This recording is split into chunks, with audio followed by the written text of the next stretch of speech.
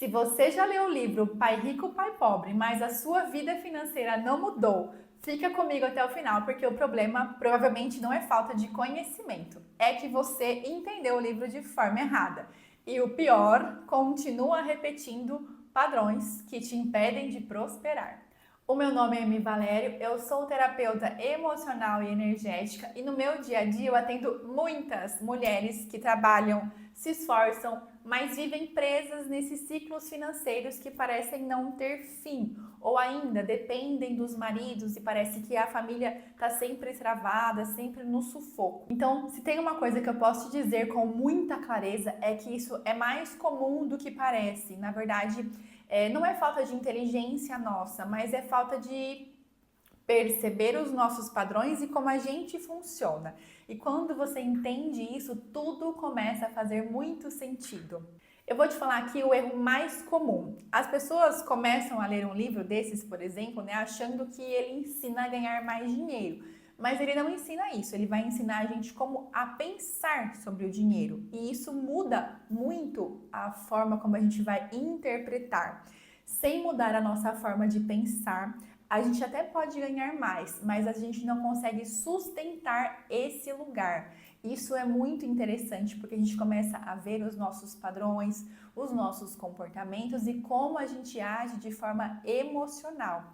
Então, o conceito desse livro aqui não é sobre riqueza, ele fala, na verdade, sobre liberdade, liberdade financeira, sobre construção de um plano ao longo prazo, né, ao longo do tempo, sobre a gente sair desse ciclo de sobrevivência, porque a maioria das pessoas não vive, elas sobrevivem pagando contas, sempre preocupadas com o próximo salário, o próximo mês, se vou dar conta.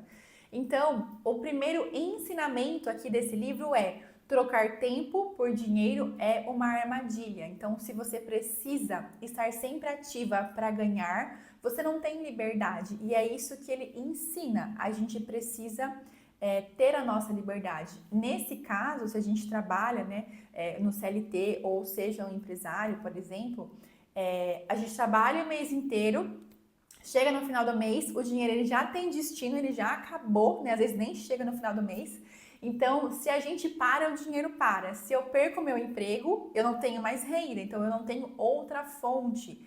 E aí a gente acaba construindo, na verdade, uma prisão. E a gente quer sair, às vezes, do lugar que a gente está e a gente não consegue. A gente, às vezes, quer sair de um relacionamento, mas a gente também não consegue se sustentar lá fora porque a gente está se sentindo presa. A gente não criou esse hábito, né, esse hábito até comportamental de fazer um planejamento futuro, de escalar a nossa renda, de pensar um pouquinho fora da caixa. É essa percepção que eu quero trazer aqui para você hoje. O segundo ensinamento que a gente vai falar é que o problema não é necessariamente quanto você ganha. Tem gente que ganha pouco e guarda, tem gente que ganha pouco e se endivida. Eu tive essa experiência durante os 15 anos que eu trabalhei no banco e tinha a pessoa que ganhava R$ 2.000 por mês, ela conseguia pagar as contas dela em dia e ainda guardar. E tinha a pessoa que ganhava 30, 40, às vezes 60, às vezes até mais. E não conseguia, aquela pessoa estava sempre no sufoco, sempre no limite, sempre fazendo um empréstimo atrás do outro. Por que que isso acontece? Porque é sobre os nossos padrões, então o quanto cada um está fazendo, qual que é a percepção do quanto eu posso, do quanto eu não posso. Um exemplo é quando a gente compra alguma coisa porque a gente teve um dia difícil ou quando a gente compra porque a gente acha que a gente está merecendo, para nos sentir suficientes, para a gente achar que a gente pertence a algum grupo, a algum lugar, falar, nossa, agora eu tenho um carro igual o fulano, estou me sentindo no mesmo nível que ele. Agora eu tenho a roupa igual, eu estou me sentindo assim. Então a gente tenta se pertencer o tempo todo e isso é totalmente emocional. Outra coisa importante, a renda alta não corrige um comportamento desorganizado. Então, o nosso problema é o dinheiro ou o padrão que a gente quer sustentar? O terceiro ponto, o terceiro ensinamento é que ativos e passivos. Então, o ativo ele coloca dinheiro no nosso bolso e o passivo tira. Não é o que a gente está comprando, é por que estamos comprando. Será que eu estou comprando para parecer bem-sucedida, para não me sentir menos ou menor? E também tem gente que compra para parecer ser mais, né, ser rica e acaba se afundando em dívidas.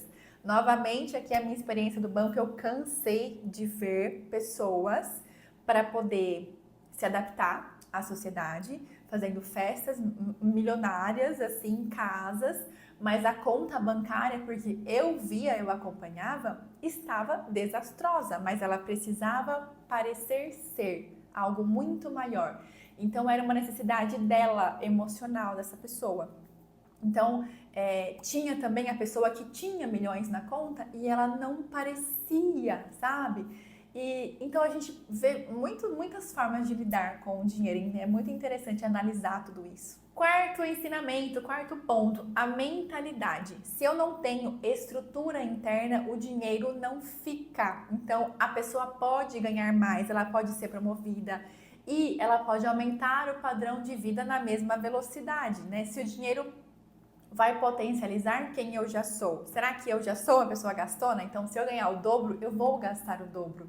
É a mesma coisa da pessoa que ganha na loteria. Tem muitos relatos, né, de pessoas que ganham boladas e continuam devendo, ou ficam até piores, né? Gasta tudo, faz uns negócios super errados, não sabe para onde o dinheiro foi e acaba ficando pior às vezes até do que estava. Então essa pessoa não tem, né, maturidade, inteligência emocional para lidar, né, para administrar esse dinheiro. E a pergunta que eu quero fazer aqui para você é: se entrasse mais dinheiro hoje para você na tua conta, você conseguiria sustentar? Você iria primeiro pagar dívida? Você iria primeiro comprar alguma coisa que você está com vontade? O que você ia fazer primeiro se você tivesse muito dinheiro nesse momento? Pensa um pouquinho sobre isso.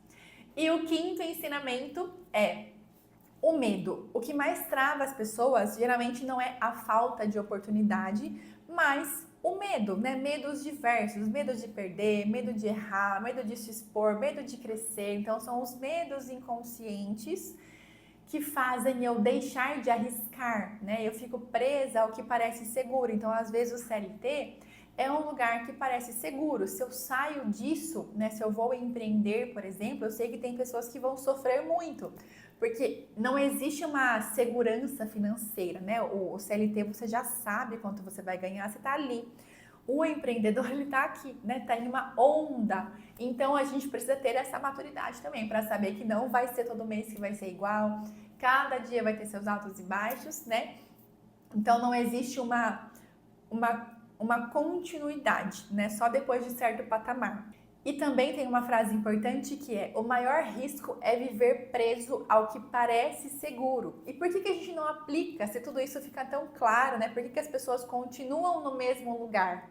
O que você acha? Então existe sim uma camada invisível que ninguém te ensina, que a gente não aprendeu, que são as nossas crenças sobre dinheiro, os padrões familiares, a culpa em prosperar. Será que eu me permito ser mais do que a minha família? Será que eu não acho que vou ser julgada por eles?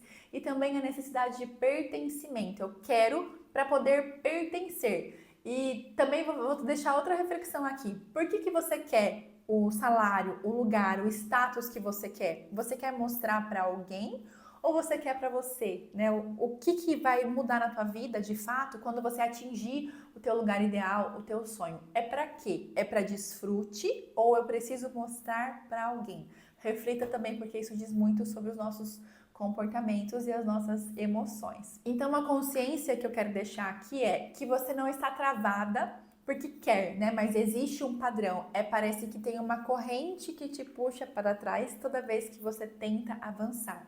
E enquanto isso não for trabalhado, você continua repetindo e repetindo, tá? Se você se viu aqui em vários pontos dessa aula, eu peço que você não ignore isso. Entender é um grande passo, sim, mas muitas vezes sozinha e dificilmente só entendendo, a gente não consegue quebrar, romper esses padrões. Hoje, no meu trabalho com a terapia breve, eu ajudo justamente a identificar a raiz desses comportamentos. Então, o que aconteceu em determinado momento da minha vida que me faz ser mais travada ou não me desenvolveu tanto quanto eu sei que eu posso, quanto eu gostaria, né? Quais os padrões que começaram que hoje se repetem na sua vida e inclusive na vida financeira. Então, se você quiser entender o que está travando aí a sua vida, emocionalmente, financeiramente, a gente pode marcar a tua sessão de avaliação e eu consigo mapear isso e dizer para você e te direcionar quais os próximos passos. Porque quando você muda a raiz, você para de repetir.